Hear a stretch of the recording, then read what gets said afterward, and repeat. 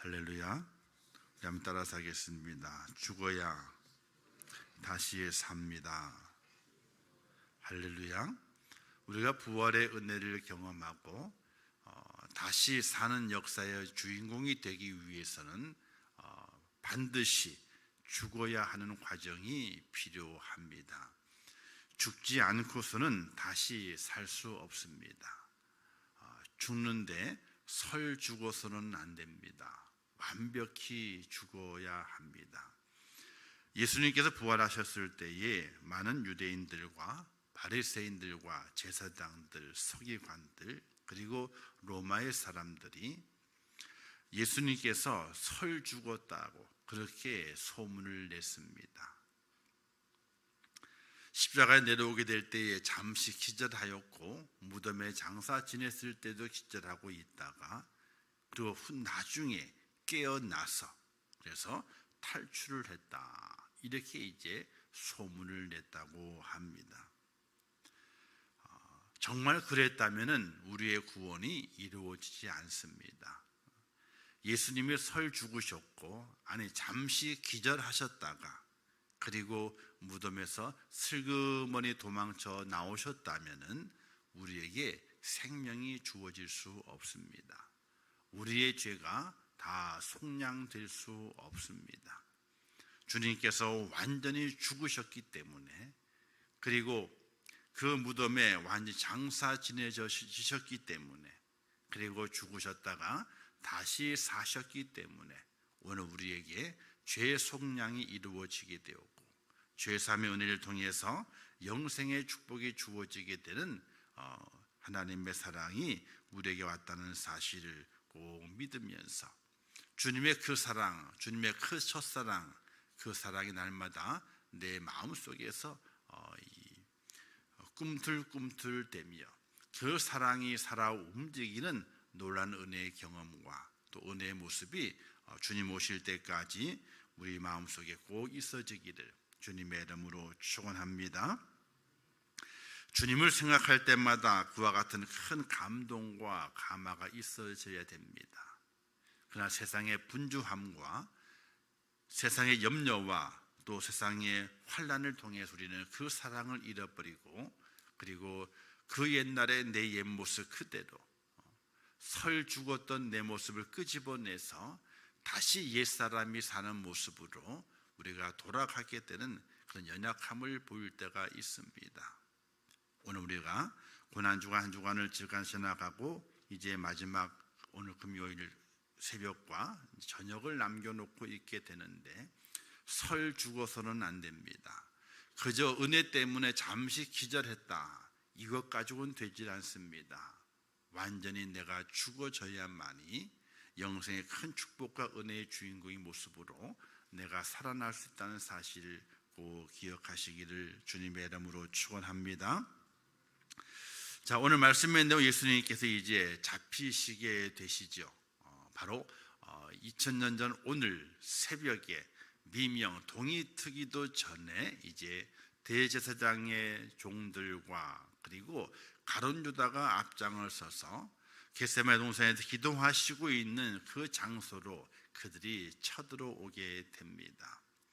날이 환했을 때에는 백성들이 무서워서 그들이 움직이지 못하였지만은 밤이 어둡고 백성들이 이제 주님과 함께 있지 아니하며 주님과 제자들만이 함께 있는 곳으로 그들이 쳐들어오게 됩니다.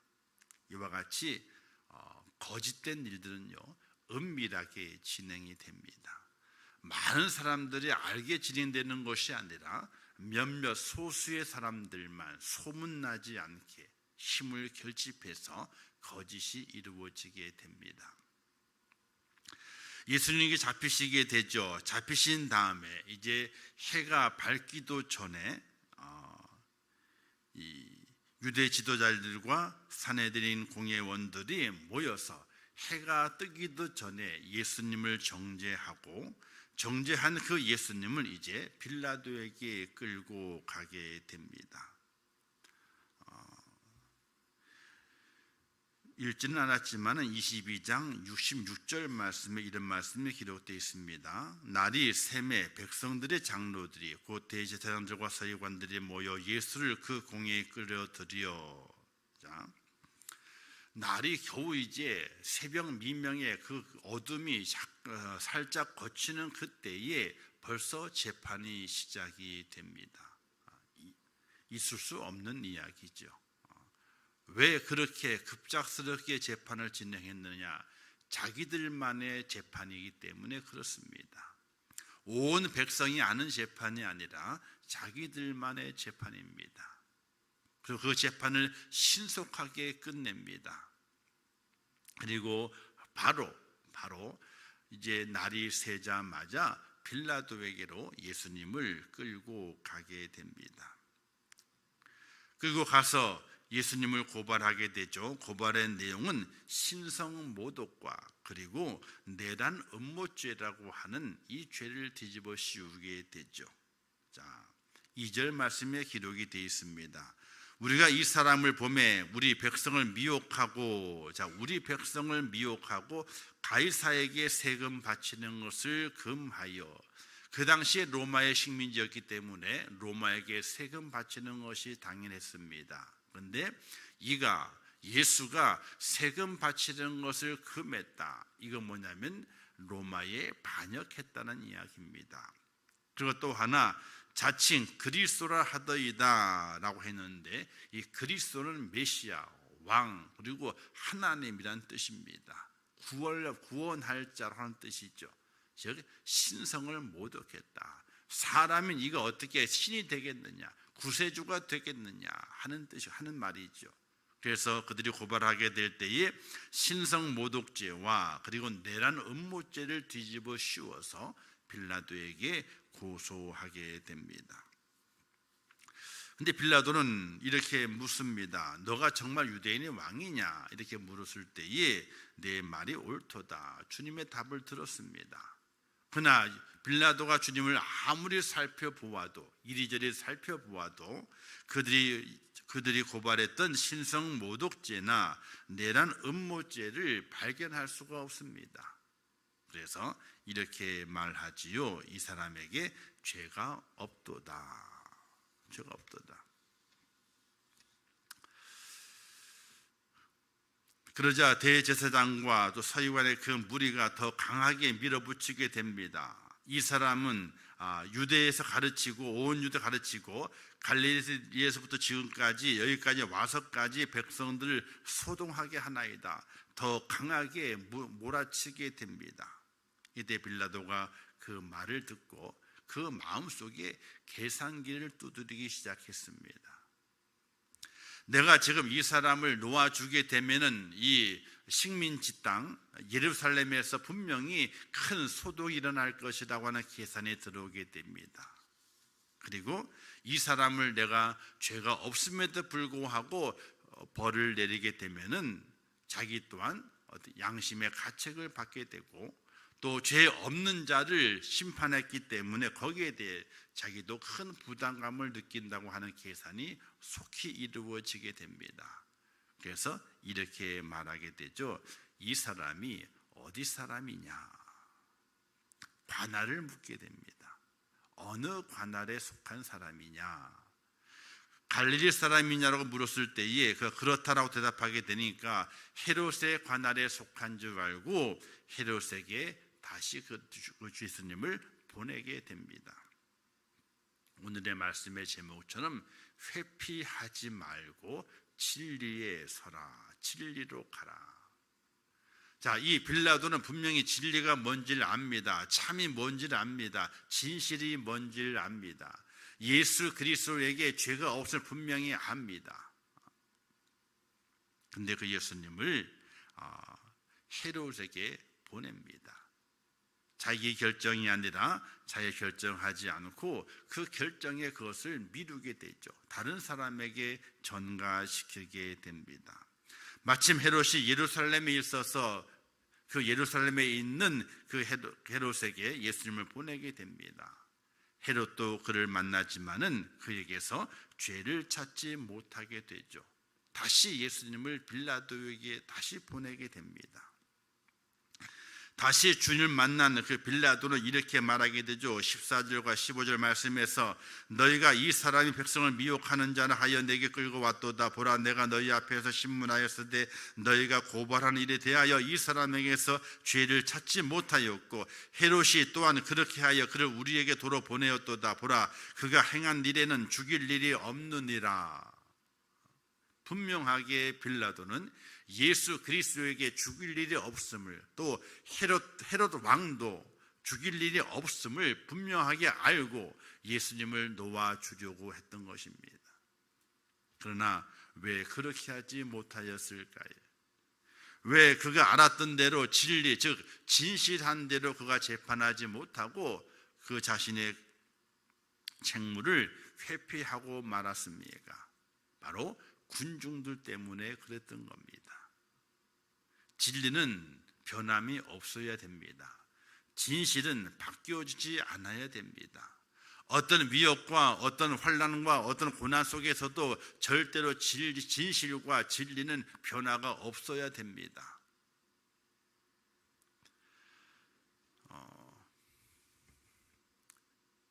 우리 뒤에 이제 공원 있잖아요. 참 이렇게 이제 아이들을 위해서 텃밭을 만들려고 준비를 해봐요. 이제 너무 추워가지고 이제 그냥 냅뒀습니다. 그런데요, 풀을 다 뽑은 것 같은데 그 안에 뿌리가 조금 남아 있었어. 다 캐내지는 못하고. 근데 지금 비가 참 많이 오고 그랬잖아요, 그죠? 근데 새싹이 싹 올라와. 자풀이요, 자풀. 뿌리가 조금 남아있는데 살아있으니까 아무리 흙을 다 덮어놔도 싹 올라와요. 지금 단비가 오게 되고 땅에 촉촉하게 젖어 있지 않습니까? 싹이 올라와가지고 다 캐냈는데, 도톰하게 흙을 돋아놨는데 거기로 싹이 싹 올라오고 있어요. 그거 보면 참 생명력이 강하다, 이런 생각을 가지게 돼요. 살아있으면 아무리 덮어도 시간이 조금 지나는 것뿐이지 거기에서 진실함은 올라오게 되어 있다는 사실이에요. 진실한 것은 그렇습니다. 아무리 덮어도 또 덮어도 그 순간은 보이지 않는 것 같지만 언젠가는 진실이 그 속에서 밖으로 드러나게 되어 있다는 사실이에요.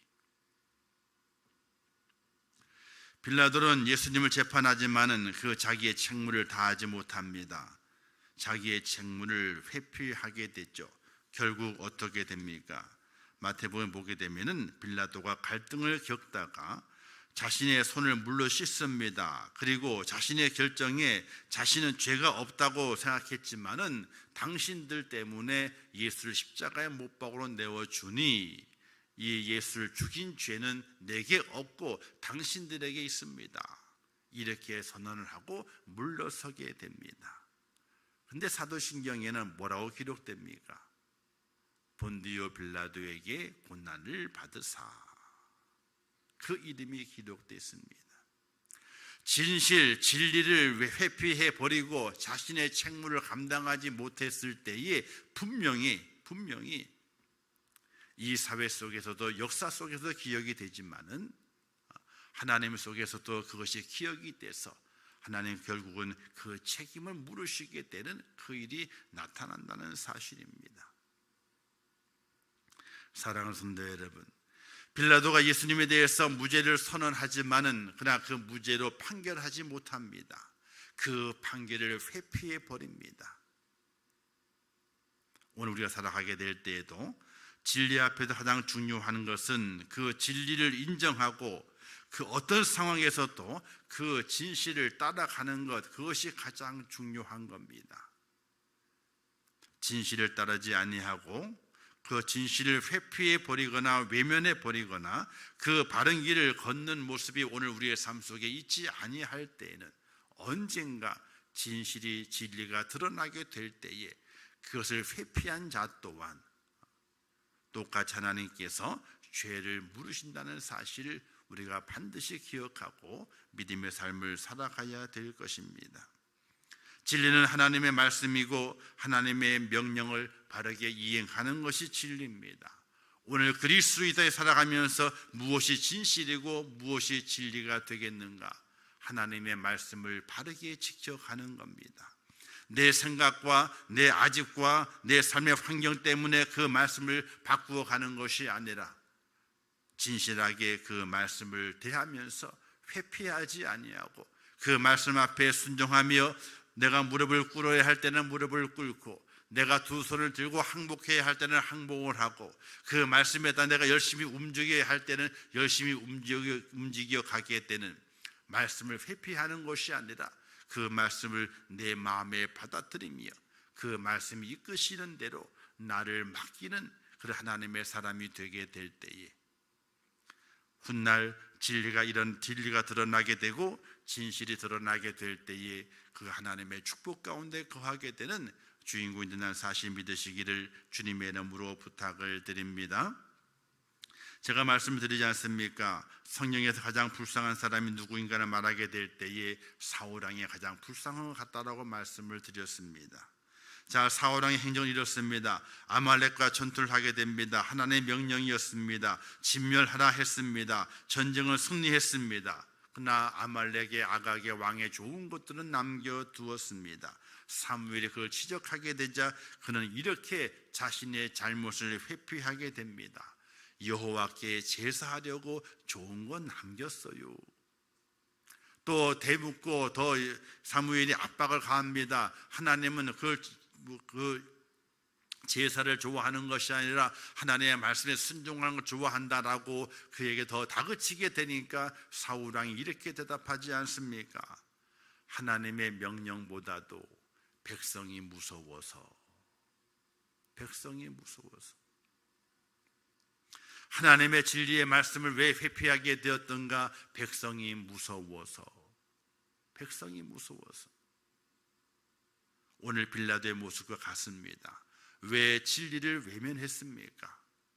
그 자기의 양심 속에 있는 그 양심을 외면해 버리고 말았습니까? 진실을 외면했습니까? 다른 것에 있는 것이 아니라 무리들이 무서웠어요. 무리들의 외침이 무서웠습니다. 그 외침이 밀란이 일어나서 자기의 업적에 누가 될까봐, 자기가 로마 황제에게 식민지를 잘 다스리지 못해서 밀란이 일어나는 그 책임을 받을까봐 그 무리들의 외침이 무서워서 진리를 회피해버리고 자신은 죄가 없다라고 뒤로 물러서게 됐던 것입니다. 사랑하는 성도 여러분, 우리가 믿음을 가지고 살아갑니다. 하나님의 말씀을 듣고 그 말씀을 순종해야 됨을 알고 살아갑니다. 그러나 이런 순간이 없을까요? 말씀을 들었는데 이 말씀을 회피하고 싶은 생각이, 그 말씀을 내가 순종하기보다는 이 말씀을 듣지 않은 것처럼 외면해보고 싶은 그런 때가 없으신지요? 우리는 그런 때가 참으로 많을 줄 압니다. 분명히 잘못된 겁니다. 하나님의 말씀을 듣고 그 말씀이 내 마음속에 새겨지면서 야, 그렇구나, 하나님이 원하시는 것이 이것이구나 라고 깨달아졌음에도 불구하고 내 속에서 그것을 회피해 버린다면 나는 진리와 진실을 버린 이 빌라도와 똑같은 그런 모습의 죄를 지은 죄인이 될 수 있다는 사실입니다. 오늘은 주님께서 2000년 전에 고발당하시고 그리고 이제 잡히셔서 오늘 아침에 많은 무리들 앞에 서서 재판을 당하시는 그런 날입니다. 그리고 십자가에 매달리시는 날입니다. 그리고 무덤에 장사에 지어지는 날입니다.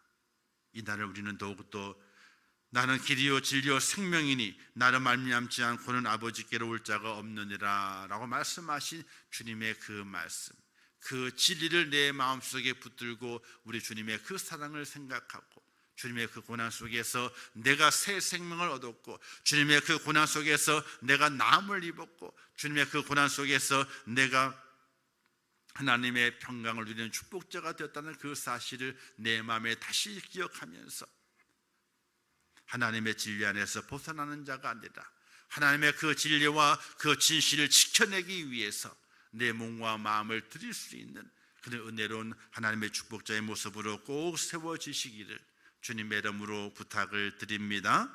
기도하겠습니다.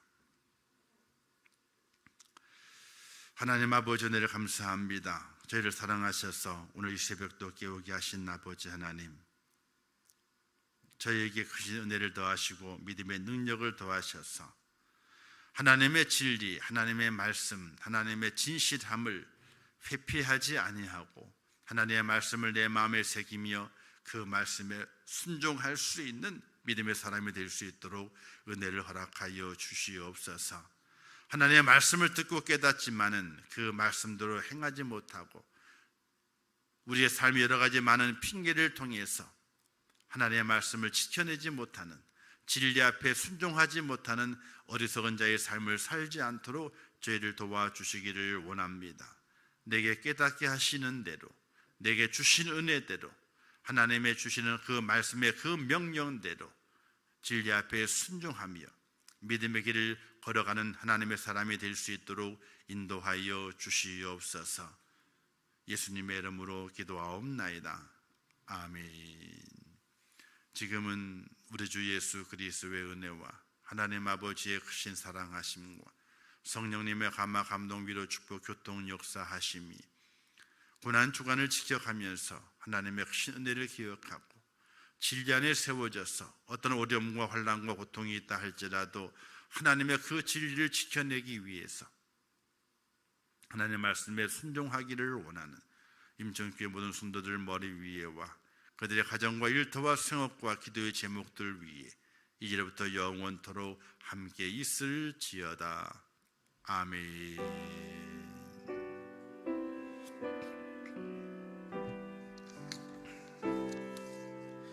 아버지 하나님, 은혜와 사랑을 감사합니다. 저를 사랑하시고 붙드시고 인도하신 아버지 하나님, 아버지 하나님이여 진리 앞에 바로 세워지게 하시옵소서. 진실 앞에 세워지게 하시옵소서. 아버지 하나님이여 그 진리를 회피하지 않도록 인도하시옵소서. 나의 안위함을 위하여, 나의 무사함을 위해서, 나의 편의를 위하여 아버지 진리를 외면한 자가 되지 않도록 인도하시고 진리 앞에 세워져서 그 진리의 빛을 발할 수 있는 하나님의 사람이 될 수 있도록 은혜를 허락해 주시기를 원합니다. 진실은 살아있습니다. 진리도 살아있습니다. 아무리 흙을 덮은다 할지라도 진실과 그 진리는 아버지의 생명력이 있어서 그 어둠의 흙을 뚫고 밖으로 나오게 되어 있습니다. 하나님 아버지, 저희를 도우시고 인도하여 주시옵소서. 하나님 아버지, 저희를 축복하시고 인도하여 주시옵소서. 날마다 진리 안에 세워져서 하나님의 말씀에 순종함으로 그 말씀이 아버지 하나님이여 내게 참 평안과 내게 참 기쁨을 준다고 하는 믿음을 가지고 살아가는